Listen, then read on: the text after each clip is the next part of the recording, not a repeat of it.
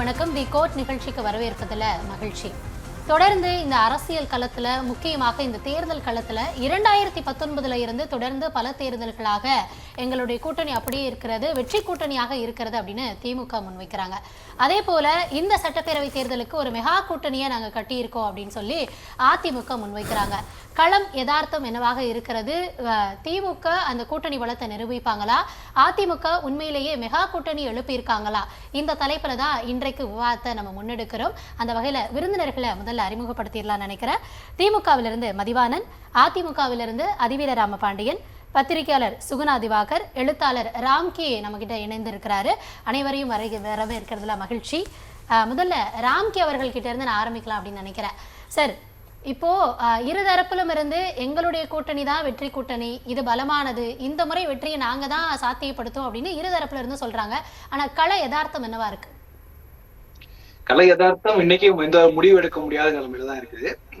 ரெண்டு பக்கமே மெகா கூட்டணி அப்படி சொன்னா கூட ரெண்டு பக்கமே சாதாரண கூட்டணி தான். ஸோ இந்த ஆக்சுவலா பாத்தீங்கன்னா இரண்டு தரப்புகளுக்குமே தேவை இருக்குது. அதுல யாருக்கு அதிகமான தேவை இருக்குது அப்படிங்கறதான் பார்க்கணும். நீங்க திமுக தலைமையிலான இந்தியா கூட்டணிங்கிறது ரொம்ப ரொம்ப காலமா இருந்து 10 ஆண்டுகள் அவங்க தொடர்ந்து பயணம் செய்து வந்திருக்காங்க. ஸோ வெளிப்படையா பார்க்கும்போது ரொம்ப இன்டாக்டா இருந்த கூட்டணியா உங்களுக்கு தெரியும். இந்த பக்கம் இப்ப 6 மாதங்கள் 8 மாதங்கள் ஆன கூட்டணி ஆக்சுவலா பாஜக அதிமுக அப்படிங்கிறது, அதிமுக தலைமையிலான இந்தியா கூட்டணிங்கிறது ஒரு 8 மாதங்கள் ஆயிடுச்சு. இதுல என்ன இந்த கூட்டணியோட பிளஸ் பாயிண்ட் என்னன்னா, எல்லாரும் எல்லா இடங்களிலும் பலமாக இல்லை. ஒரு சில இடங்கள்ல பாஜக அப்பறம் எடுப்பாங்க, ஒரு சில இடங்கள்ல அதிமுக. சோ அதனால ஒரு இன்டாக்ட், அதாவது இவருக்கு அவருடைய தேவை இருக்கிறது, அவர்களுக்கு இவருடைய தேவை இருக்கிறது. ஆனா இது போன்ற விஷயம் இங்க திமுக தலைமையிலான கூட்டணி இல்ல. ஏன்னா அவங்க எல்லாருமே சக போட்டியாளர்களா இருக்காங்க, எல்லாரும் வளர்ந்துருக்காங்க. மோரோவர் நீங்க மத்தியிலும் பாத்தீங்கன்னா காங்கிரஸ் அவங்களுடைய போக்கு எப்படி இருக்குன்னா, அவங்க இந்தியா கூட்டணி பார்ட்னர்ஸே பெரிய அளவுக்கு அவங்க ஒரு உரிய இடம் கொடுப்பதில்லை. அதனால அந்த கூட்டணி, இந்தியா கூட்டணிங்கிறதே ஒரு தேர்தல் காலத்து கூட்டணி மாதிரி அப்படிங்கிற நிலைமை இருக்கு. பட் பாஜக அது தொடர்ந்து அவங்க என்டிஏங்கிறதே முன்னிலைக்கு நிறுத்துறாங்க. அவங்க அவங்களே 2019 அவங்களுக்கு போதுமான மெஜாரிட்டி கிடைத்த போதும் கூட அவங்க என்டிஏ கூட்டணி அப்படிங்கறதான் நிறுத்தினாங்க. அதான் இந்தியா முழுக்க அவங்க குறிப்பிடுறது இந்த என்டிஏ கூட்டணிங்கிற அந்த லேபிளை அவங்க ரொம்பவே விரும்புறாங்க. அந்த லேபிள் அது முகமுடியா இருந்திருக்கு அப்படி கூட சொல்லிட்டா கூட, பட் இந்த லேபிளை அவங்க விரும்பி செய்கிறார்கள். அதனால அவர்களுக்கு அதிமுகங்கிற ஒரு பார்ட்னர் தேவைப்படுகிறது. தென்னிந்தியாவில் ஒரு மிக முக்கியமான பார்ட்னரா அவங்க இருப்பாங்க. பட் காங்கிரஸுக்கு அந்த லேபிள், அந்த இந்தியா கூட்டணிங்கிற லேபிள் அவங்களுக்கு தேவைப்படவில்லை, அது அவங்களுக்கு விரும்பவும் இல்லை. சோ நீங்க பாத்தீங்கன்னா நாடாளுமன்ற தேர்தலுக்கு முன்னாடி நடந்த 5 மாநில சட்டமன்ற தேர்தலில் கூட பாத்தீங்கன்னா அவங்க அந்த இந்தியா கூட்டணியை முன்னிறுத்தாமல் எல்லா இடங்களையும் காங்கிரஸ் தன்னை முன்னிலைப்படுத்துவதா ரொம்ப முனைப்பு காட்டினது. அதுக்கப்புறம் நாடாளுமன்ற தேர்தலில் கடைசி நேரத்தில் தான் அவங்க இந்தியா கூட்டணியை ரெகனைஸ் பண்ணி பண்ணாங்க. இப்ப கூட நாடாளுமன்ற தேர்தலில் அவங்க அப்படி முன்னிலைப்படுத்தினாங்க. ஆனா இங்க நடைபெறக்கூடியது சட்டப்பேரவை தேர்தல். இங்க கூட்டணிக்கு தலைமை திமுக, அதனால அவங்க தலைமையில கூட்டணி அப்படின்றதானே இங்க இருக்கக்கூடிய கட்சிகள் முன்னிலைப்படுத்துறாங்க. ஆமா ஆமா இந்த இடத்துல தமிழ்நாடு சட்டமன்ற தேர்தல் வரும்போது ஏன் காங்கிரஸ் தன்னை இந்தியா கூட்டணியா முன்னிலை நிறுத்துறதுங்கிறது வேடிக்கையா இருக்கு. ஏன்னா மற்ற வட இந்திய மாநிலங்கள்ல எந்த சட்டமன்ற தேர்தலையும் அவங்க இந்தியா கூட்டணியை முன்னிறுத்தாமல் காங்கிரஸ் தனித்து போட்டிடுவதை ரொம்ப ஆர்வம் காட்டினாங்க. இங்கே அவங்க அதை முன்னிலை எடுத்து நான் எங்களுக்கு உரிய பங்கு கொடுக்கணும், ஆட்சியில் பங்கு அதிகாரம் பங்கெல்லாம் சொல்றாங்க.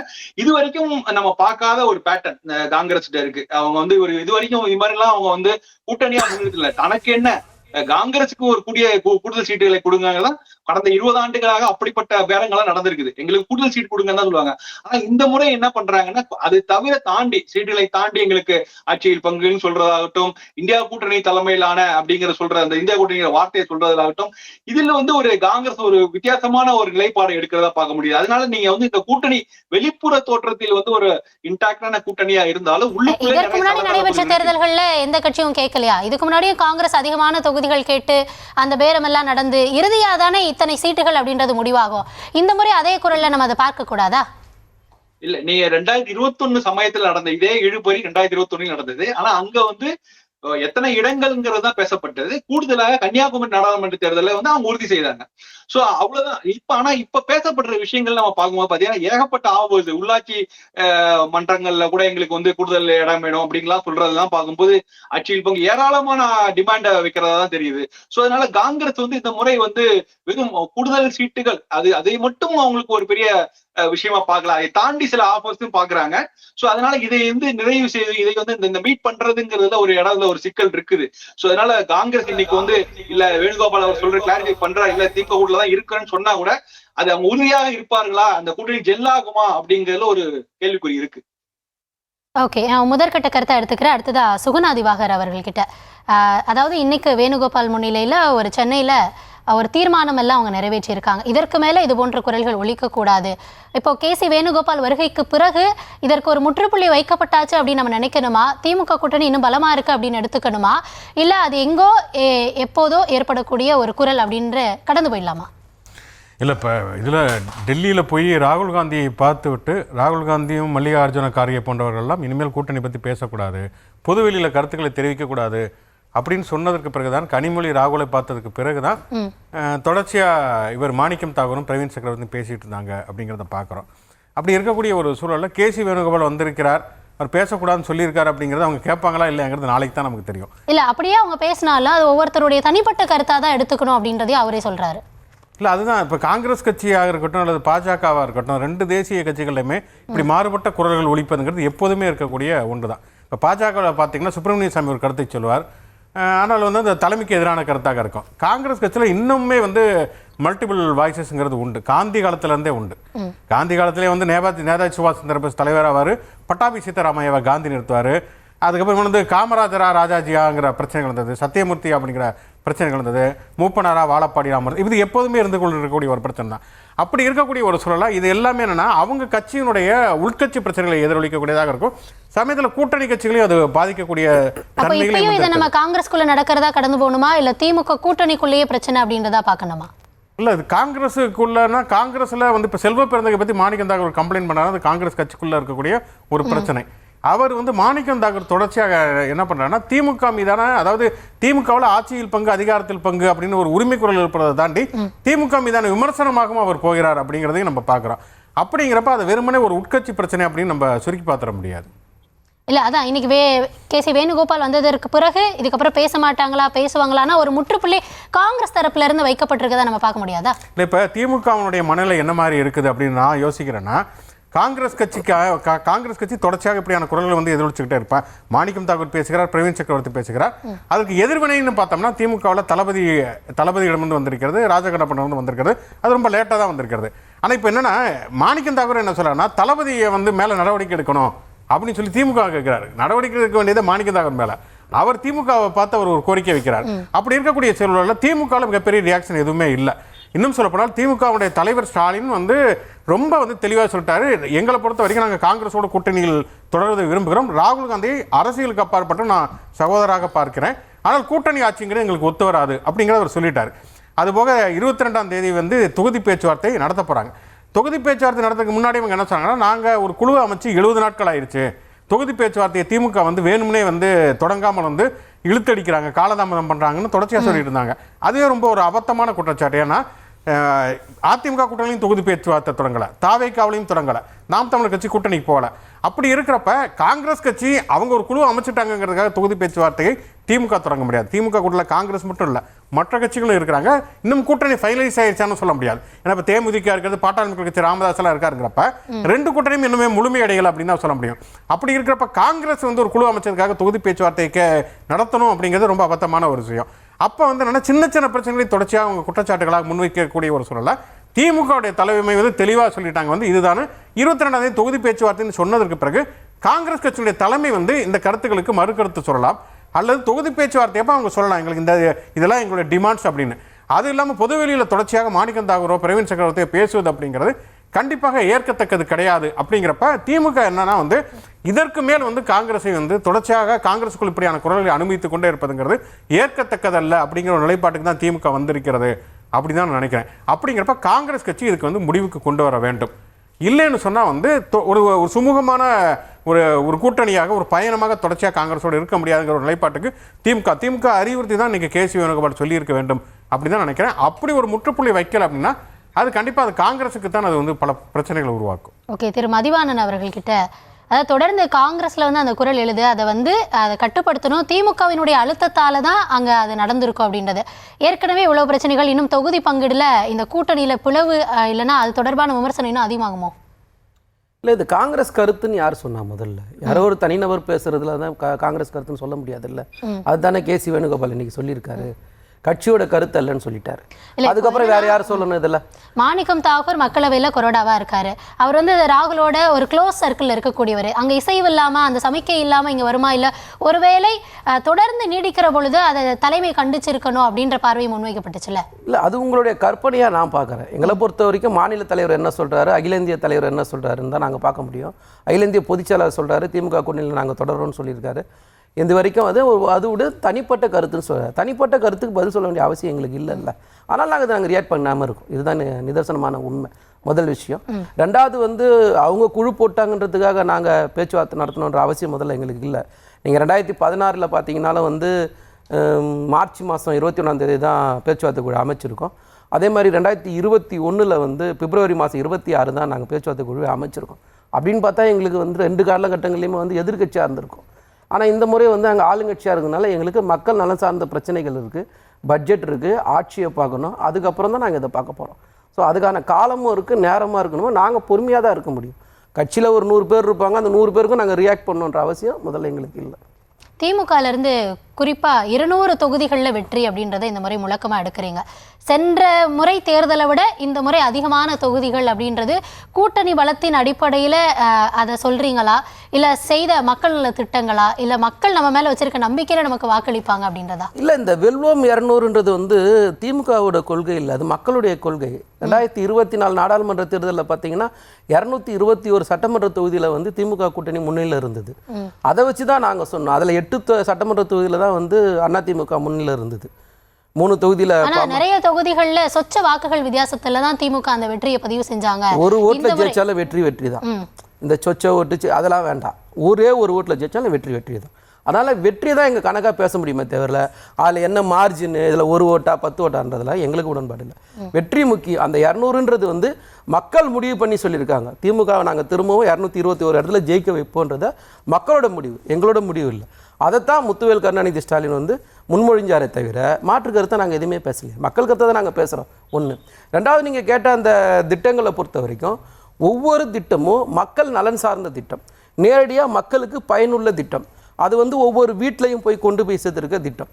நீங்கள் வந்து மகளிர் உரிமை தொகையாக இருக்கட்டும், இல்லை விடியல் பயண திட்டமாக இருக்கட்டும், தமிழ் புதல்வன் திட்டமாக இருக்கட்டும், இல்லை நான் முதல்வன் திட்டமாக இருக்கட்டும், இல்லை புதுமை பெண் திட்டமாக. அதே நேரத்தில் கொடுத்த வாக்குறுதிகள் இன்னும் நிறைவேற்றப்படாமல் இருக்கு, போராட்டங்கள் நீடிக்குது, இவ்வளவு திட்டங்களை சொன்னீங்களே செய்யலையே அப்படின்ற குரலும் களத்துல இருந்து வருது. அது எல்லாமே எது சார்ந்தது நம்ம பார்க்கணுமா இல்லையா? நிதி சார்ந்த பிரச்சனையா இல்லை எல்லாமே? இந்த நிதி சார்ந்த பிரச்சனைன்னு வரும்போது மோடியோ என்டிஏ கவர்மெண்ட்டை பற்றி ஏன் நீங்கள் பேச மாட்டீங்க? நிதி பகிர்வு 2014 அப்புறம் மோடி ஆட்சிக்கு வந்ததுக்கு அப்புறம் இந்த நிதி பகிர்வு எப்படி ஓரவஞ்சனையா இருக்குது நம்ம பார்க்கணுமா இல்லையா? எவ்வளவு வருவாய் காங்கிரஸ்ல கொடுத்ததை விட நாங்க எங்களுடைய ஆட்சி காலத்துல அதிகமா கடந்த 10 ஆண்டுகள். நான் என்ன சொல்றேன்னா, காங்கிரஸ்ல நீங்க கொடுத்ததுன்னு பேசுறீங்களா, பர்சன்டேஜ்ல பேசுங்க. அன்னைக்கு இந்திய ஒன்றிய அரசாங்கத்துடைய பட்ஜெட் எவ்வளோ, அதுல எத்தனை சதவீதம் எங்களுக்கு கொடுத்துருக்காங்க, இன்னைக்கு இந்திய ஒன்றிய அரசோட பட்ஜெட் எவ்வளோ, அதுல நீங்க எத்தனை சதவீதம் கொடுத்துன்னு பேசுங்க. பர்சன்டேஜா பேசுறீங்க, அமௌண்ட்டா ஏன் பேசுறீங்க? அன்னைக்கு 50 லட்சம் கோடி இருக்கும், இன்னைக்கு 200 லட்சம் கோடி இருக்கும் பட்ஜெட்டு. அப்போ 50 லட்சம் கோடி பட்ஜெட்டுக்கும் 200 லட்சம் பட்ஜெட்டுக்கும் ஒரே கணக்குன்னு சொல்லுவீங்களா? அதெல்லாம் எப்படி சாத்தியப்படும்? அப்போ அன்னைக்கு எவ்வளோ பர்சன்டேஜாக எங்கள் தமிழக அரசுக்கு கொடுக்க வேண்டியது கொடுத்துருக்கீங்க, இன்னைக்கு வரைக்கும் பேசுங்க, நாங்கள் பேசுகிறோம். ஆனால் நீங்கள் சொல்கிற எல்லா குற்றச்சாட்டுமே நிதி சார்ந்த பிரச்சனை தான் நிற்கிறதே தவிர மற்ற எங்களால் முடிஞ்ச அத்தனை பிரச்சனையும் நாங்கள் தீர்த்துருக்குன்றது தான் நாங்கள் முதல் நாள்லேருந்தே சொல்கிறோம். ஆனால் இது சம்மந்தமாக பேசும்போது ஒன்றிய அரசு வஞ்சிக்கிறத பற்றி யாருமே பேச தயாராக இல்லையே. நீங்கள் ஒரு பேரிடர் வருதுன்னு வச்சுப்போமே, அந்த பேரிடர் நிவாரண நிதி கேட்கும்போது கூட எத்தனாயிரம் கோடி நம்ம கேட்குறோம், அவங்க எத்தனை கொடுக்குறாங்க? உதாரணத்துக்கு ஒரு 5 புயலுக்கு 1,15,000 கோடி நம்ம கேட்கணும்னு வச்சிங்களா, அவங்க வெறும் 5,000 கோடி தானே கொடுக்குறாங்க. ஆனால் இதே இது அதிமுக ஆட்சி காலத்தில் வறட்சி இருந்தது, பெருவெள்ளம், மழை, அது எல்லாத்தையும் கொரோனாவையும் தாண்டி தானே நாங்கள் ஆட்சி நடத்தணும், இப்படி நாங்கள் காரணம் சொல்லிக்கிட்டே இல்லை அப்படின்ற ஒரு பாயிண்ட் வைக்கிறாங்கல்ல. நீங்கள் ஒரு 5-10 வருஷம் ஆட்சி பண்ணீங்கல்ல, அம்மையார் ஒரு 5 வருஷம், நீங்கள் ஒரு 4 வருஷம் ஆட்சி பண்ணீங்கல்ல, மொத்தமாக சேர்த்து வந்து ஒரு கடன் வாங்கினீங்கல்ல, அந்த கடனுக்கு பர் டே 89 கோடி வட்டி கட்டுறோம்ல, இது எங்கேருந்து கட்டுறோம்? ஒரு நாளைக்கு 89 கோடின்னு கணக்கு வச்சிங்கன்னா 32,000 கோடி கட்டணும் வருஷத்துக்கு. இந்த 5 வருஷத்துக்கு 1.5 லட்சம் கடனை கேள்விக்குள்ளாக்குறாங்கல்ல. முதல்ல வாங்கின பட்ஜெட்டுக்கு வட்டியை முதல்ல பேசுவோம், அதுக்கப்புறம் எங்கள் திட்டங்களை பேசுவோம். இது ரெண்டுத்தையும் டேலி பண்ணி பேசுறதுக்கு நான் தயார், நீங்கள் தயாராக இருந்தா. அதனால தான் சொல்கிறேன், 1.5 லட்சம் கோடி வட்டி மட்டுமே கட்டி வச்சிருக்கோம். யார் கட்டணும்? யார் வாங்கின கடன்? வரி வருவாய் பற்றாக்குறையை நம்ம பற்றி பேசணும். நீங்கள் வரி வருவாய் பற்றாக்குறை விட்டு போகும்போது எவ்வளோ 52,000 கோடி வெள்ளரிக்கில் விட்டுமா இல்லையா? இன்றைக்கி வரி வருவாய் பற்றாக்குறை குறைச்சிருக்குமா இல்லையா? நான் சொல்கிறது 2021க்கும் 26 கம்பேரிஷன். நீங்கள் அதை பார்க்கணும். நீங்கள் எதையுமே பார்க்க மாட்டேன், நான் டைரெக்டாக இந்த பாயிண்ட்டை மட்டும் தான் பேசுவேன்னு சொன்னால் நீங்கள் பேசுறது அதனால தான் மக்கள் உங்களை புறக்கணிக்கிறாங்க.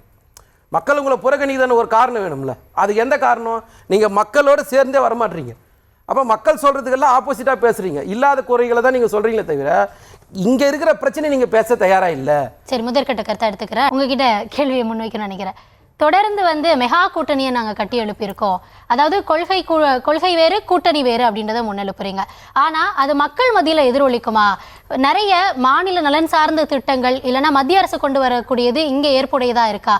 இவ்வளவு முரண்களுக்கு நடுவில் இந்த கூட்டணி இது எந்த கால்குலேஷன் அடிப்படையில் அப்படின்னு கேட்குறாங்களே. இப்போது காங்கிரஸ் இதுவரை கொண்டு வந்த திட்டங்கள் துரோகங்கள் தமிழ்நாட்டுக்கு செய்ததெல்லாம் மக்கள் விரும்பி ஏற்றுக்கிட்டதா? காங்கிரஸ் மத்தியில் ஆட்சியில் இருக்கும்போது இந்தி திணிப்பிலிருந்து கச்சத்தீவை தாரவார்த்ததிலிருந்து தமிழகத்தின் உரிமையை அடகு வைத்த இப்போது நாம் எதிர்கொண்டு இருக்கிற ஜிஎஸ்டியிலேருந்து நீட்டிலேருந்து இது அனைத்து திட்டங்களும் காளைகளை காட்சி பட்டியலில் சேர்த்ததுலேருந்து இது அனைத்தையும் செய்தது காங்கிரஸ். அதில் சில இதில் பாதி திட்டங்கள் திமுகவும் கூட்டணியாக இருந்துச்சு. அப்போ இவர்கள் எல்லாம் புனிதர்களா? காங்கிரஸில் இருக்கிறவங்க அவங்களோட கூட்டணி வைக்கும்போது அதே மனநிலையோடு தானே பார்ப்பாங்க. இங்கு நடப்பது சட்டமன்ற தேர்தல். இந்த தேர்தலில் தமிழகத்தில் யார் ஆட்சி அமைப்பார்கள் என்கின்ற அடிப்படையில் தான் ஓட்டு போடுவாங்க. இதுக்கு ஒரு சிறந்த உதாரணம் சொன்னோம்னா 210 இடத்துல நாங்கள் ஜெயிச்சிட்டோம் அப்படின்னு அவர் சொன்னார் இல்லையா எம்பி எலெக்ஷனில். அந்த எம்பி 2019 எலெக்ஷன்லேயே திண்டுக்கல் சட்டமன்ற தொகுதிக்கு உட்பட்ட நிலக்கோட்டை பாராளுமன்ற தொகுதிக்கு உட்பட்ட நிலக்கோட்டை சட்டமன்ற தொகுதியில் பாராளுமன்ற தொகுதியில் திமுக கூட்டணி ஜெயிக்குது. சட்டமன்ற இடைத்தேர்தலில் அதிமுக 28,000 ஓட்டு வித்தியாசத்தில் ஜெயிக்கிறோம். அதனால் எந்த தேர்தல், யார் வரக்கூடிய தேர்தல், யாருக்கு வாக்களிக்க வேண்டும் என்பதில் தமிழ்நாட்டு மக்கள் மிக தெளிவாக இருப்பாங்க. 2019 நீங்க சொல்ற முடிவு 2021 அவங்கள தானே மக்கள் எடுத்தாங்க. அதான் சட்டமன்ற தேர்தலில் அவங்க எடுத்தாங்க. அவர் இந்த வெற்றிக்கான ஓட்டு வித்தியாசங்கிறது 1,83,000 ஓட்டு தான். அதில் நீங்கள் இந்த இப்போ கடந்த 8 வருஷமாக ஒரு டிபேட் நடத்திகிட்டே இருந்தாங்க. பார்த்தீங்களா, அமமுக தனி அதிமுக தனி இவ்வளோ பிரிவினை அப்படின்லாம் சொன்னாங்க. இப்போ 8 வருஷ டிபேட் முடிவுக்கு வந்துருச்சு இல்லையா? அப்போ அதிமுக கூட்டணி சேர்ந்தது என்பதை தாண்டி இவர்கள் இணைப்புலையும் ஒரு கேள்வி எழுப்பப்படுதுல. இது அதிமுக தலைமையிலான கூட்டணினா எங்க போய் பேசி எங்க கூட்டணி முடிவாகுது, அப்ப யாருடைய கை அங்க ஓங்கி இருக்கு அப்படின்ற தொடர்ந்து ஒரு கேள்வி இருக்கு. அது நியாயமான கேள்வி தான். அதுக்கு நாங்களும் தார்மீகமாக பதில் சொல்லணும். இது ரொம்ப சிம்பிள் மேடம். எங்களுக்கும் டிடிவிக்கும் ஒரு பங்காளி சண்டை இருக்குது. அந்த சண்டையில் நாங்கள் 2 பேரும் பேசிக்கலை. அப்போ எங்களுக்கு ஒரு 3வது நண்பர் 2 பேரையும் சேர்த்து வைக்கிறாங்க கூட்டணியில். கூட்டணி சேர்றோம். இது ஒளிவு மறைவில்லை. டிடிவி நேரடியாக எடப்பாடியாரை சந்திக்கலை. கூட்டணி பேசி முடிச்சுட்டு தான் நீங்கள் எடப்பாடியாரை சந்திப்பீர்களா என்ற கேள்விக்கும் அவர் பதில் சொல்லியிருக்காரு. இதில் என்ன சந்தேகம் தேவை? இதில் என்ன தேவை இருக்குது? இப்போ நான் 2 சண்டையிட்டு கொண்டு இருக்கிற நபர்களை சமாதானம் செய்வது அவர்கள் யாராவது ஒருத்தர் பண்ணால் தப்பு இல்லையா மேடம்? சரி, அதிமுகல இதற்கு பிறகு மெகா கூட்டணி இன்னும் சில கட்சிகள் வருவாங்க. அது யார் தலைமையில இல்ல யார் பேசி வருவாங்க? அது அதிமுக தலைமையில் தான் வருவாங்க. அதிமுக தலைமையில். ஆனா யாரு அவங்க கூட்டணியில இணையறது, யார் முன்னாடி இணையறாங்க அப்படின்றது கேள்வி. எடப்பாடியார் முன்னாடி அதுக்கு வாய்ப்புகள் அதிகமாக இருக்குது. அதாவது இப்போ பாமக நாடாளுமன்ற தேர்தலில் இல்லை, பாமக நாடாளுமன்ற தேர்தலில் அவங்களோட கூட்டணியில் இருந்தாங்க. ஆனால் இந்த சட்டமன்ற தொகுதிக்கான தேர்தல் கூட்டணியில் எடப்பாடியாரை சந்திச்சு தான் சேர்ந்திருக்காங்க. அதனால யார் எங்க நாங்கள் இந்த கூட்டணி நீங்க சொல்றீங்க. ஆனா அவரை தவிர்த்து மற்றவங்களா யார்கிட்ட போய் பேசிட்டு எப்போ என்ன? இல்லை, அதுதான் சொல்ல வரேன் மேடம். அப்போ நாங்கள் கூட்டணி அமைக்கும்போது என்ன சொன்னோம்? தேசிய ஜனநாயக கூட்டணியோடு அந்த கூட்டணி அதிமுகவோடு கூட்டணி வைக்கிறது. அதிமுக இந்த தேசிய ஜனநாயக கூட்டணிக்கு தலைமை வைக்கும்னு சொல்லியிருக்கோம். அப்போ அவர்கள் ஒரு பாமா தான் வந்திருக்காங்க. எங்ககிட்ட வரும்போதே நாங்கள் எல்லாம் ஒன்றா இருக்கோங்க, எங்களை கூட்டணி சேர்த்துக்கோங்கன்னு சொல்லியிருக்காங்க. தீர்மானமே நிறைவேற்றினீங்களே, எங்க தலைமையில கூட்டணி சேர்வதை அதிமுக தான் முடிவு செய்யும் அப்படின்னு. மேடம், அதைத்தான் நாங்கள் தானே இன்னைக்கும் கூட்டணி தலைமை நாங்கள் தானே முடிவு பண்ண போகிறோம். நாங்கள் தானே சீட் அலோகேட் பண்ணி கொடுக்க போகிறோம். இதில் என்ன கன்ஃபியூஷன் இருக்கு? அதாவது ஒருத்தர் அதாவது இப்படி ஆயிடுச்சு அப்படி ஆயிடுச்சுன்னு யோசிக்க தேவையில்லை மேடம். கூட்டணிக்கு லீடர் நாங்கள், கேப்டன் நாங்கள் சீட்டு அலோகேட் பண்ணி கொடுக்க போகிறோம். இதில் என்ன மற்றவங்களுக்கு என்ன தயக்கம்? ராம்கி, இப்போ அதிமுக தலைமையில கூட்டணி அப்படின்னு சொல்லப்படும் பொழுது அதுல சில விமர்சனங்கள் முன்வைக்கப்படுது. யார் கூட்டணிக்கு பேசுறாங்க, யார் கூட்டணிக்கு கட்சிகளை அழைச்சிட்டு வராங்க அப்படின்றது. இந்த விஷயத்துல தொகுதி பங்கீடு அப்படின்னு போறப்ப யாருடைய கை ஓங்கி நிற்கும்? இல்ல இதுல இந்த கூட்டணி அதிமுக கூட்டணி விஷயங்கள் 8 மாதங்களாக பொதுவெளியில ஊடக விவாதங்களை தொடர்ந்து பேசியிருக்காங்க. எல்லாமே வெளிப்படையான விவாதங்கள் நடந்திருக்குது. ரெண்டாவது, நீங்க அதிமுக கட்சியிலே நீங்க 2022 கடந்த 4 ஆண்டுகளாவே பாத்தீங்கன்னா அதிமுக கட்சியில ஒரு சின்ன சின்ன நகர்வுகள் கூட பெரிய அளவுக்கு விவாதம் நடந்திருக்கு. ஓபிஎஸ் என்ன முடிவு எடுக்க போகிறா, சசிகலா என்ன முடிவு எடுக்க போறாங்க, தினகரன் என்ன முடிவு, இதெல்லாமே பரவலாக விவாதிக்கப்பட்ட விஷயங்கள். அதுல ரொம்ப வெளிப்படையா எல்லாரும் தெரிஞ்ச விஷயங்கள். சோ இதே நேரத்துல இந்த பக்கம் தான் திமுக கூட்டணியில தான் உள்ள சலசலப்புகள் வெளிப்படையா தெரியாம இருந்தது. அதனால இந்த கூட்டணி இது வரைக்குமே சின்ன சின்ன நகர்வுகள் கூட பொதுவெளிக்கு வெளிப்படையா தான் இருந்திருக்கு. அதனால சீட்டு விஷயமும் தொகுதி பங்கீடுமே எல்லாமே வெளிப்படையா தான் இருக்க போறது. ரெண்டாவது, நீங்க கவனிச்சு பாத்தீங்கன்னா கடந்த தேர்தல்ல போட்டியிட்ட விஷயம் அந்த தொகுதியை விட குறைவான தொகுதிகள் கிடையாத போதும் எங்களுக்கு வெற்றி தான் முக்கியங்கிற நிலைமைக்கு குறிப்பா பாஜக பாமக 2 கட்சிகளோட நிலைப்பாடு இருக்கு. கிட்டத்தட்ட சென்ற முறை போட்டியிட்ட தொகுதியை விட அதே தொகுதி அதே அளவுக்கான தொகுதி எண்ணிக்கை இல்லைன்னா அதை விட குறைவாக கூட அவங்க போட்டிடுவாங்க. ஏன்னா அவங்க வெற்றியை தான் எதிர்பார்க்கறாங்க. போட்டியிட்ட தொகுதியில ஸ்ட்ரைக் ரேட் தான் அவங்க ரொம்ப அதிகமா எதிர்பார்க்கறாங்க. சோ அதனால தொகுதி பங்கீடுங்கிறது ரொம்ப சுலபமா இருக்குன்னு நான் பாக்குறேன். என்ன காரணம்னு சொன்னீங்கன்னா எல்லா இந்த பிரதான பார்ட்னர்ஸ் பார்க்கும்போது அதிமுக பாமக பாஜக 3மே எல்லா இடங்களையும் எல்லா இடத்துலயும் அவங்களுக்கு செல்வாக்கு கிடையாது. அவங்களுக்கு ஒரு கணிசமான பகுதியில அவங்களுக்கு பாக்கெட் தனியாவே இருக்கு. சோ அதனால அந்தந்த தொகுதிகள்ல அவங்களை முன்னிலைப்படுத்தி அவங்க நிப்பாங்க. தொகுதி பங்கீடு கூட்டணியில சுமூகமா இருக்க போகுது அப்படிதான் பார்வை இருக்கு அப்படின்னா, அந்த மெகா கூட்டணியில இன்னுமே கட்சிகள் சேருவாங்க அப்படின்னா, அது ஏன் இன்னும் சுமூகமா, ஏன் இவ்வளவு காலம் இன்னும் காலம் தள்ளிக்கிட்டே இருக்க, உடனடியா ஒரு முடிவு எட்டப்படல? இல்ல இன்னும் வரக்கூடிய கட்சிகள் பாத்தீங்கன்னா நம்ம தேமுதிக இல்ல புதிய தமிழகம் இது 2 தான் வரக்கூடிய கட்சிகளா இருக்கும். மெகா கூட்டணிங்கிறது அவங்க சொல்லுவாங்க. பட் மெகா கூட்டணியா இல்லங்கிறது மக்கள் தான் முடிவெடுக்க போறாங்க. சோ இப்ப நீங்க மெகா கூட்டணின்னு சொல்லும்போது இந்த மற்ற எதிர்த்தரப்புல இருக்க கூட்டணி மெகா கூட்டணியா இருந்து சாதா கூட்டணியான ஆப்வியஸா நீங்க ஒரு சின்ன கோடு பதில இன்னொரு கோடு போடுற மாதிரி இது பெரிய மெகா கூட்டணி ஆயிட போகுது. சோ அதனால மெகா கூட்டணிங்கிற தனியா வச்சிருவோம். ஆனா இந்த கூட்டணிக்கு வரக்கூடிய இடத்துல இருக்கிறது தேமுதிகவும் புதிய தமிழகம் தான். அது கூடிய சீக்கிரம் வரப்போகுது. சோ அதனால இதுல தொகுதி பங்கீடு விஷயத்துல பெரிய அளவு சிக்கல் வராதுன்னு நினைக்கிறேன். ஆனா நீங்க மற்ற திமுக தலைமையிலான கூட்டணியில வருவதற்கு நிறைய வாய்ப்புகள் இருக்கு. ஏன்னா பல தொகுதிகள்ல எல்லா கட்சியும் வளர்ந்துருக்காங்க. நீங்க அந்த கூட்டணியில நம்பர் 2 இடத்துல விடுதலை சிறுத்தைகள் இருக்காங்க. காங்கிரஸ் விடுதலை சிறுத்தைகள் அதிகமா வளர்ந்துருக்குது. சோ அதனால அவங்களுக்குள்ள சீட்டு தொகுதிகளை பிரித்துக் கொள்வதில் சிக்கல் இருக்கும். அதனால இங்க ஒரு பெரிய விஷயமா இருக்காதான் நான் பாக்குறேன். மதிவாணன் அவர் சொல்றதை பார்த்தா அதிமுக கூட்டணிக்குள்ள எந்த பிரச்சனையும் வராது, ஆனா திமுகல தான் இட ஒதுக்கீடு அந்த தொகுதி பங்கீடப்போ பிரச்சனையே வரும் அப்படின்றாரு. அவர் வேணால் அப்படியே கனவு காண சொல்லுங்கள், ஒன்றும் பிரச்சனை இல்லை. எங்கள் கூட்டணியை பொறுத்த வரைக்கும் கொள்கை சித்தாந்த சார்ந்து உருவாக்கின ஒரு கூட்டணி. இது தேர்தலுக்காக உருவாக்கப்பட்ட கூட்டணி இல்லை. 2017 மக்கள் நல பிரச்சனையான காவேரி பிரச்சனைக்காக ஒன்று சேரப்பட்ட கூட்டணி. அன்னிலேருந்து இன்றைக்கு வரைக்கும் தொடர்ச்சியாக 14 வெற்றியை நாங்கள் மக்கள் எங்களுக்கு பரிசாக கொடுத்துன்னு இருக்காங்கன்னா மக்கள் நல சார்ந்து உருவாக்கப்பட்ட கூட்டணி. இன்றைக்கி கேசி வேணுபால் சொன்ன கூட என்ன சொல்லியிருக்காரு, இது மதவாத சக்திகள் இங்கே வரக்கூடாது, கால் ஊன்றக்கூடாதுன்றதுக்காக உருவாக்கப்பட்ட கூட்டணின்னு சொல்லியிருக்காரு. அதுக்கு மேலே யார் ஆதாரத்தை சொல்லணும்? சகோதரர் சொன்னார். அதே மாதிரி பார்த்தீங்கன்னா நீங்கள் வரப்போகிறது சட்டமன்ற தேர்தல், நாடாளுமன்ற தேர்தல் இல்லை அப்படின்னு சொன்னார். சட்டமன்ற தேர்தல்ன்றதை நாங்களும் ஒத்துக்கிறோம். சட்டமன்ற தேர்தல்னால் எதிர்கட்சி தலைவராக என்ன செஞ்சீங்கன்னு ஒரு கேள்வி இருக்குல்ல, மக்கள் அது கேட்பாங்களா இல்லையா? மக்கள் நலன் சார்ந்து நீங்கள் மக்களுக்காக எங்கெங்கெல்லாம் குரல் கொடுத்தீங்கன்னு பார்ப்பாங்களா இல்லையா? நீங்கள் இந்த அதிமுகவில் எடப்பாடி பழனிசாமி எதிர்கட்சி தலைவரானதுக்கப்புறம் ஏதாவது ஒரு இடத்துல மாநில உரிமை சார்ந்து மொழி சார்ந்து இனம் சார்ந்து எங்கேயாவது பேசியிருப்பாரா? திருப்பரங்குன்ற பிரச்சனையில் அவர் என்ன ஸ்டாண்ட் எடுத்தாருன்னு சொல்ல தயாராக இருக்காங்களா? நீதிமன்றத்தினுடைய இதை அவங்க நிறைவேற்றி இருக்கணும் அப்படின்றது தானே. நீதிமன்றம் என்ன தீர்ப்பு சொல்லுதோ அதை அவங்க கடைபிடிச்சிருக்கணும் அப்படின்னு தானே சொல்லியிருந்தாரு. அம்மையார் ஜெயலலிதாவை ஊழல் குற்றவாளின்னு சொன்னாங்க, அதை ஏற்றுக்கினீங்களா? அப்போ உங்களுக்கு சாதகமாக வரும்போது ஒரு பேச்சு பேசுகிறதோ, மக்கள் நலன் சார்ந்து வரும்போது உங்களோட உரிமைகளை அடமான வைக்கிறீங்களா? அதுதானே பிரச்சனை. அதனால தானே உங்களை மக்கள் புறக்கணிக்கிறாங்க. நீங்கள் அதுவே உணர மாட்டீங்களே. அதே மாரி சகோதரர் என்ன சொன்னார்னா காங்கிரஸ் ஆட்சியில் கொண்டு வந்த திட்டங்களை பற்றி பேசினார். அந்த திட்டங்கள்லாம் மக்கள் பார்த்து அதுக்கப்புறம் பல தேர்தல்கள் சந்திச்சாச்சு. நான் என்ன கேட்குறேன்னா, கடைசியாக இந்த 10-12 வருஷத்தில் மோடி அவர்கள் ஆட்சிக்கு வந்ததுக்கப்புறம் கொண்டு வந்த எல்லா சட்டத்துக்குமே நீங்கள் ஆதரித்து தான் ஓட்டு போட்டீங்க.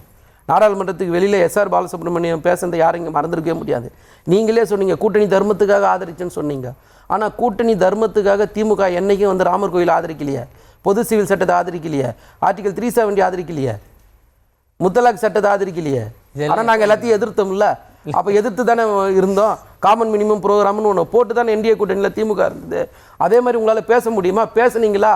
வேளாண் சட்டத்திலிருந்து, அக்னிபாத் திட்டத்திலிருந்து, முத்தலாக்கு சட்டத்திலிருந்து, ஆர்டிகல் 370 திரும்பப்பட்டிருந்து, டெல்லி மாநில உரிமை பறிப்பு சட்டத்திலிருந்து, சிஏலேருந்து, என்ஆர்சிலேருந்து, என்பிஆர்லேருந்து, உதாரணத்துக்கு சிஏஏ என்ஆர்சி என்பிஆர் சட்டத்தை கண்டித்து சட்டமன்றத்தில் ஒரு தீர்மானம் நிறைவேற்ற கூட நீங்கள் தயாராக இல்லையே. கேரளாவில் நிறைவேற்றினாங்களே, அதை கேட்டோமே எதிர்கட்சியாக இருக்கும்போது நாங்கள் சொல்கிறோம்ல, எதிர்கட்சியாக இருக்கும்போது நீங்கள் அன்றைக்கி ஆளுங்கட்சி, கவர்னர் சொல்கிறாரு, ஆளுநர் நான் ஆய்வு செய்ய போகிறேன்னு சொன்னார். கருப்பு கொடி காட்டி கைதாகி ஜெயிலுக்கு போன கட்சி திமுக. இன்னைக்கு ஆளுநர் பண்ணுற அட்ராசிட்டிகளை இங்கே கண்டித்து ஒரு வார்த்தை பேசியிருப்பாங்களா? ஒரே ஒரு வார்த்தை. எதுக்காக உங்களுக்கு இந்த நாட்டு மக்கள் ஓட்டு போடணும்? ஒரு சாதாரண வாக்காளன் யோசிக்க மாட்டானா? என்ன செஞ்சிட்டீங்க இந்த 5 வருஷத்தில் எதிர்கட்சி தலைவராக இருந்துன்னு கேள்வி ஒன்று இருக்குல்ல, அதை பற்றி பேசவே மாட்டீங்க. நாங்கள் தான் சொல்கிறோம்ல, இதெல்லாம் நீங்கள் இந்த மண்ணுக்கு இந்த மக்களுக்கு செய்த துரோகம். எல்லாத்தையும் விடுங்க. உதயமீன் திட்டமும் உணவு பாதுகாப்பு மசோதாவையும் அம்மையார் எதிர்த்தாங்க. எதுக்கு ஆதரிச்சிங்க? திமுக ஆதரிக்கலையோ என்ஐஏவோ நீங்க சிஐஏ ஒண்ணுன்னு சொல்றீங்களா? சிஐஏ இங்க இருக்க சாதாரண குடிமகன கேள்வி கேட்குது, என்ஐஏ சாதாரண குடிமகன கேள்வி கேட்குதா? எப்படி ரெண்டத்தையும் கம்பேர் பண்ணி பேசுறீங்க? இதான் பிரச்சனையே. நீங்க ஒரு சட்டத்துக்கு அந்த சட்டத்துல பின்னாடி இருக்கிற விஷயத்தை பத்தி யோசிக்க மாட்டீங்களே. நீங்க நாங்க கேட்கிற கேள்வில ஒரு மாநில கட்சியா ஒரு எதிர்கட்சியா திமுக செஞ்ச மாநில அரசை கட்டுப்படுத்தல, அவங்களுடைய உரிமைகளை கேள்வி. நான் தனி மனித உரிமையை பத்தி பேசிட்டு இருக்கேன். நீங்க சிஏஏ தனி மனித உரிமை எங்க இருக்கு? மதம் சார்ந்து நீங்க ஒரு விஷயத்தை பேசுறீங்க. நீங்க ஆப்கானிஸ்தான்ல யார் வந்தாலும் ஏத்துக்கிறேன்னு சொல்லுங்க, பிரச்சனை இல்லை. பாகிஸ்தான்ல இருந்து யார் வராங்கன்னா ஏத்துக்கிறேன்னு சொல்லுங்க, இல்ல ஏத்துக்க மாட்டேன்னு சொல்லுங்க, பிரச்சனை இல்லை.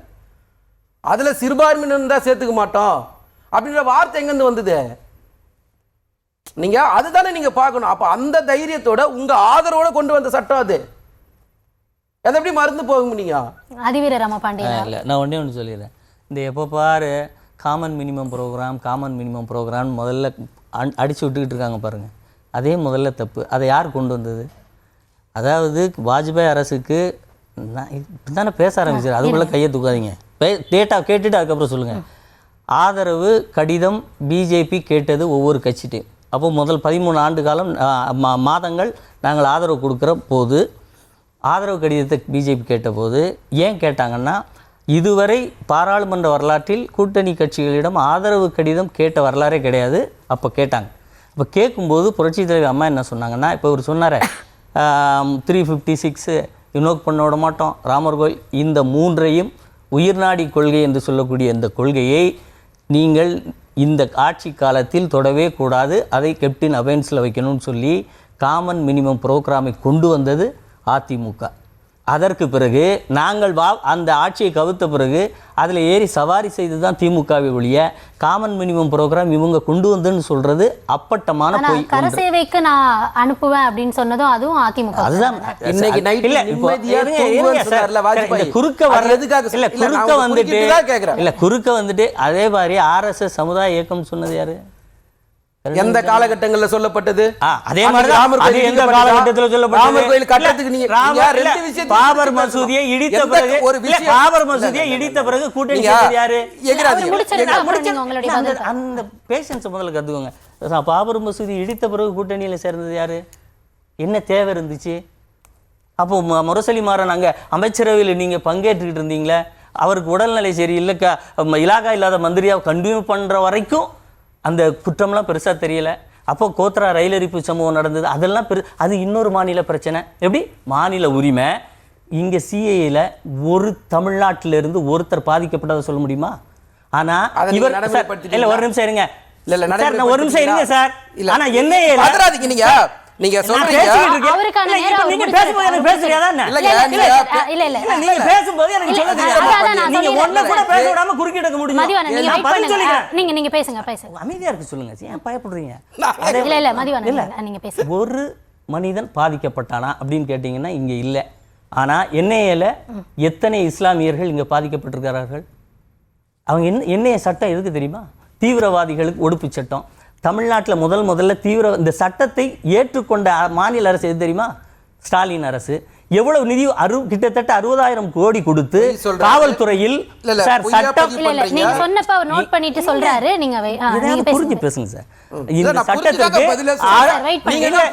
காவல்துறையில் இந்த சட்டத்திற்கு தனி பிரிவை ஏற்படுத்தி அதற்கு 60,000 கோடி 60,000 கோடி நிதியை ஒதுக்கிய அரசு ஸ்டாலின் அரசு. நான் குற்றம் சாட்டுறேன். தேதியும் நான் முடிச்ச உடனே உங்களுக்கு சொல்றேன். இது பொய்ன்னு சொன்னீங்க பாத்தீங்களா? எப்படி பொய்ன்னு நீங்க சொல்லணும்.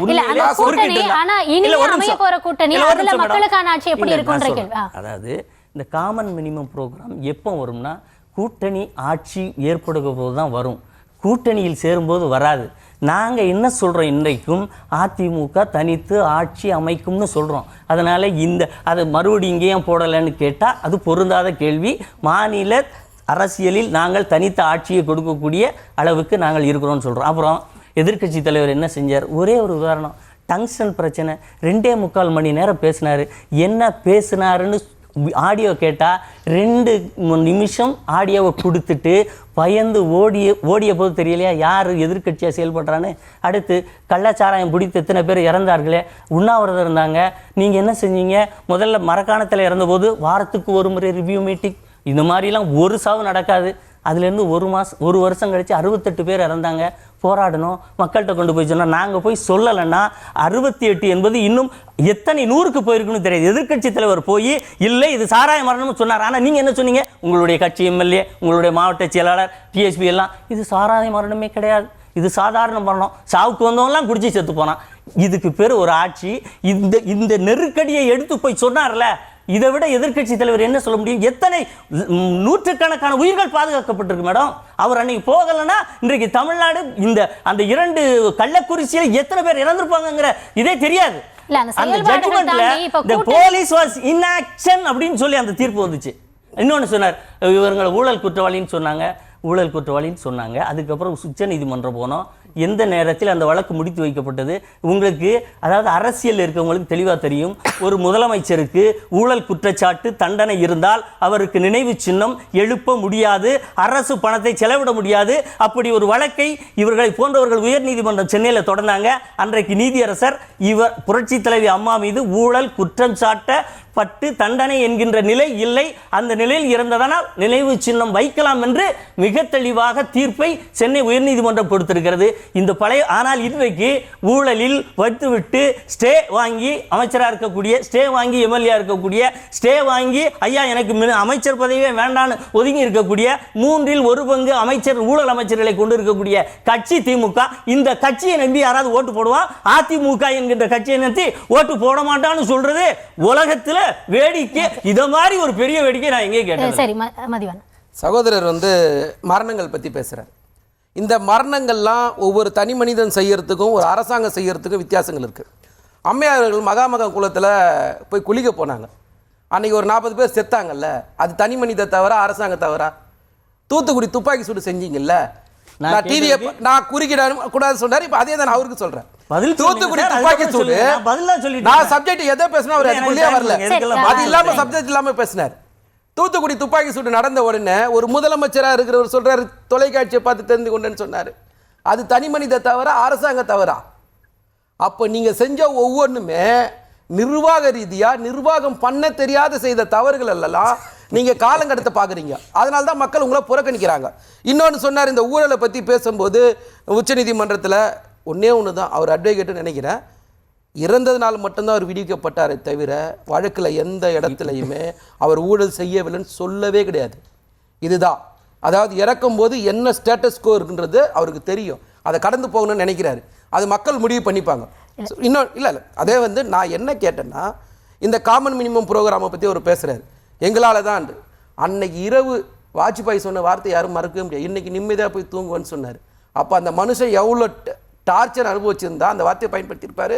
பிரதமராக அது சொன்னதா இல்லையா? எவிடன்ஸ் இருக்குது. அதே மாதிரி நாங்கள் என்ன கேட்டோம், திருப்பரங்குன்ற வழக்கை பற்றி பேசுங்க, வக்ஃப் போர்டு வழக்கை பற்றி பேசுங்க, இதை பற்றி பேச சொன்னா அதுக்குள்ளேயே வரல. அவர் சம்பந்தமே இல்லை, நான் தான் நேரம் இல்லைன்னு அவர் இதுக்கு எல்லாத்தையுமே கடந்து போகணும்னு நினைக்கிறாரு.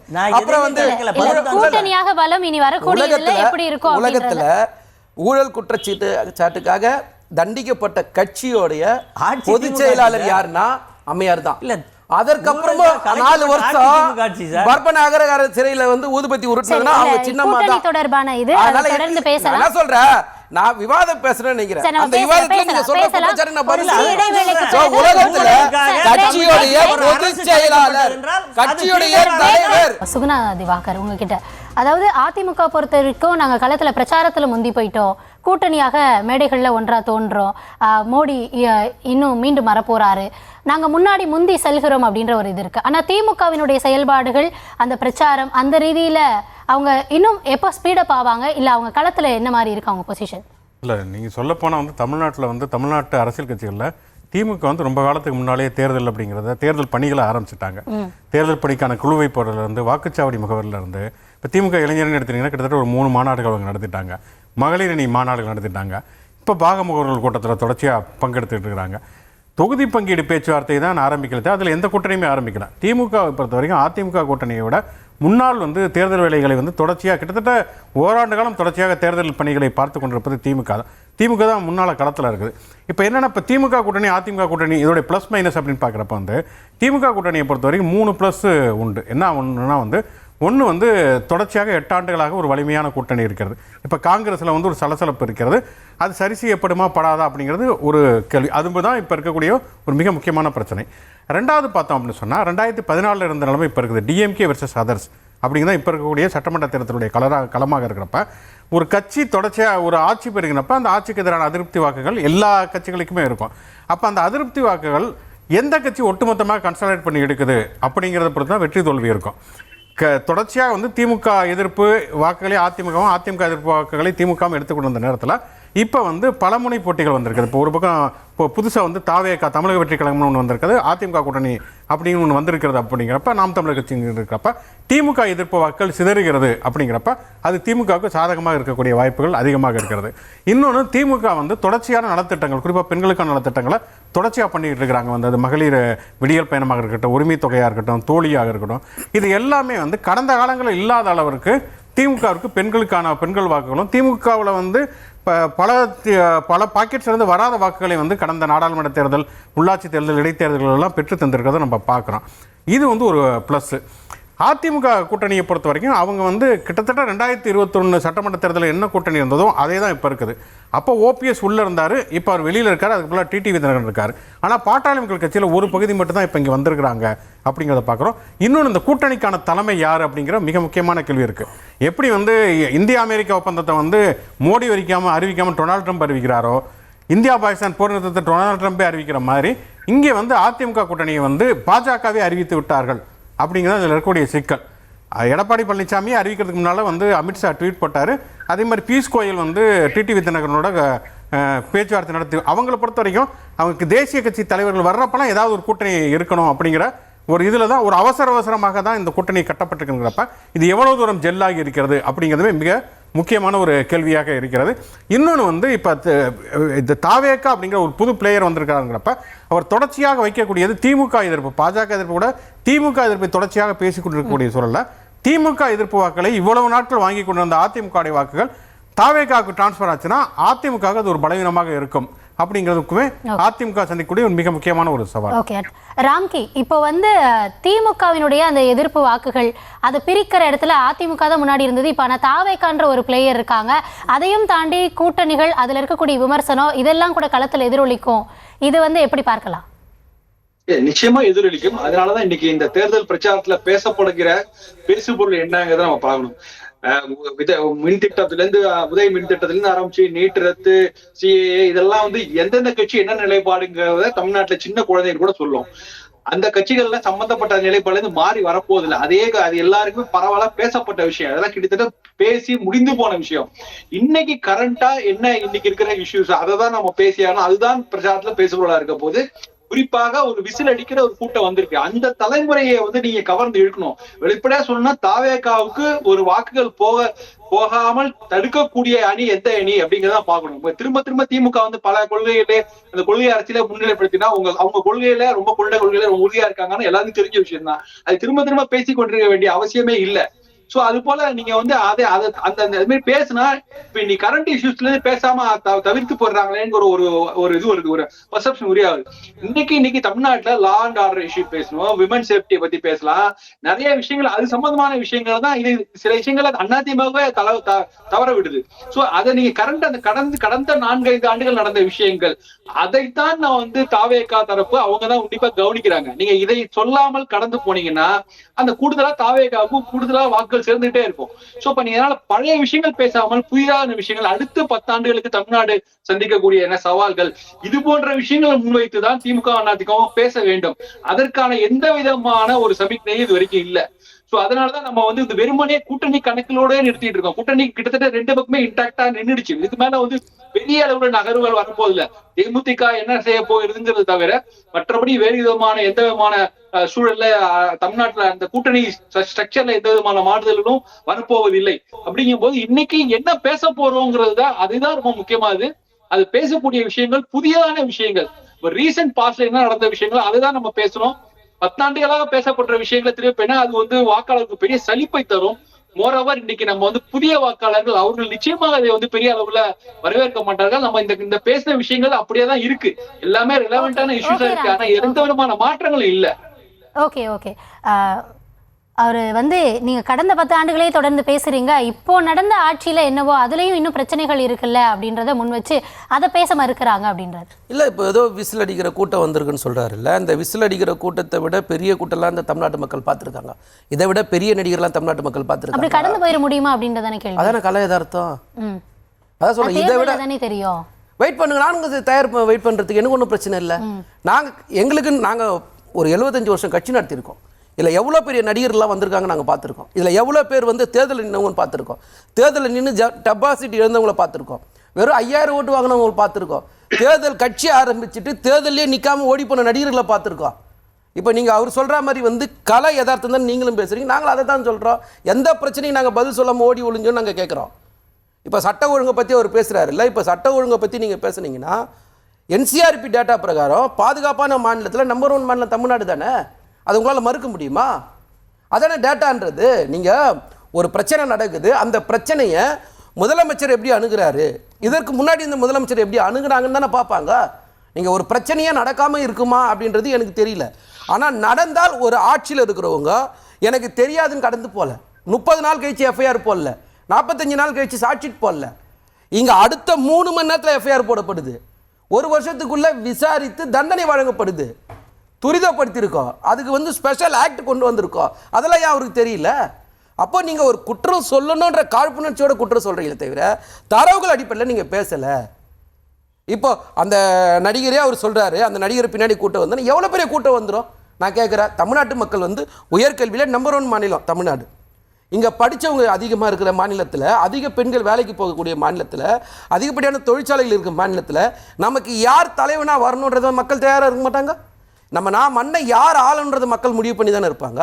நடிகர் வந்துட்டாருன்றதுக்காக நடிகர் சினிமாவில் பேசுறதுக்கெல்லாம் கவுண்டமணி வடிவேல் சொல்கிற மாதிரி வந்து திரையில் பார்த்ததெல்லாம் தரையில் எப்படி நடக்கும்? அது திரையில் தான் நடக்கும், அது தரையில் நடக்காது. அது வேற. நீங்கள் அதெல்லாம் கூட்டமாக வரும், அதெல்லாம் ஓட்டாக மாறும் நீங்கள் நம்பினீங்கன்னா களத்தில் மக்கள் புறக்கணிச்சிருவாங்க. அதை தான் நாங்கள் திரும்ப சொல்கிறேன். நாங்கள் பல நடிகர்களை பார்த்துட்டுன்றது முதல் விஷயம். 2வது விஷயம் வந்து எந்த காலத்துலேயும் திமுக வரலாறு சொல்லிக்கிட்டு தான் இருக்கும், கொள்கையை சொல்லிக்கிட்டு தான் இருக்கும்.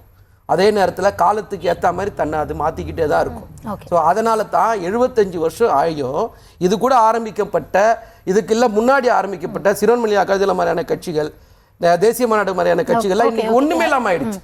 ஆனால் இன்னைக்கும் உயிர்ப்போட இன்னைக்கு ஆளுங்கட்சியாக இருக்கிற திமுக இருக்குதுன்னா அதுக்கு ஒரு காரணம் கொள்கை சித்தாந்தம் சார்ந்து இருக்கிறதுனால தான். ஓகே, அதிவீர ரமாபாண்டி நீங்கள். அதாவது மேடம், தேர்தல் களத்தை மிக நுணுக்கமாக அலசி ஆராய்ந்து கிட்டத்தட்ட 182 தொகுதிகள் வரைக்கும் சுற்றுப்பயணத்தை முடிச்சுட்டு வந்திருக்கோம். பத்திரிகையாளர் சொன்னார், திமுக 3 மாநாடு, இளைஞரணி மாநாடு நடத்திடுச்சு, மகளிர் அணி. இதிலெல்லாம் ஒரு மாநாட்டுக்கு 1.5 லட்சம் பேரை கூட்டியிருக்கலாம். நாங்கள் 3 தொகுதிக்கு 1.5 லட்சம் பேரை சந்திச்சுட்டு வந்திருக்கோம். 182 தொகுதியில் எத்தனை பேரை சந்திச்சிருப்போம்னு பாருங்கள். அடுத்து அவர் சொன்னார், இவங்க இப்போ தான் பூத் கமிட்டி மீட்டிங், நாங்கள் இதையெல்லாம் முடித்ததுக்கப்புறம் தானே சுற்றுப்பயணம் போவோம். இது அதிமுகவுக்கு எங்களுக்கு அரசியல் களம் இது ஒன்றும் புதுசு கிடையாது, புது தேர்தல் கிடையாது. நாங்கள் ஆரம்பித்த நாட்களில் அதிகப்படியான நாட்கள் ஆட்சியிலே இருந்த கட்சி எதுன்னு பார்த்தா அதிமுக. ஆரம்பித்த நாட்களில் பகுதிக்கும் மேல் கிட்டத்தட்ட 40% ஆட்சியில் இருந்த கட்சி. அதனால் தேர்தலை எப்படி அணுகணும், மக்கள் மனநிலை எப்படி இருக்குது, என்ன ட்ரெண்டு, எப்படி போய்கிட்டு இருக்காங்க, இது எல்லாம் மிக தெளிவாக நாடி பிடித்து பார்க்கக்கூடிய அளவில் எங்களுக்கு அனைத்து மட்டத்திலும், அனைத்து வயதிலும், அனைத்து ஊர்களிலும், அனைத்து கிளைகளிலும் மிகச்சிறப்பான களப்பணியை செஞ்சுக்கிட்டு இருக்கோம். அதனால் எங்களுக்கு இந்த தேர்தல் நீங்கள் சொல்கிற அப்படி எங்களை பிரிக்கிறதுக்கு வாய்ப்பே இல்லை. ஏன்னா ஏற்கனவே ஒரு தடவை இந்த அனுபவத்தை தமிழ்நாட்டு மக்கள் பார்த்துருக்காங்க. டிவி அதை என்ன ரிமோட் எடுத்து டிவியை உடைச்சிட்டு ஒரு 15 லட்சம் ஓட்டை வாங்கிட்டு ஒரு எம்பி சீட்டு வாங்கிட்டு போகிறதுக்கு இவங்க 2 எம்பி சீட்டை போட்டு திமுகவோட பிடிஎம்மாக இருப்பாங்கங்கிறது உலகத்துக்கு தெரிஞ்சது மேடம்.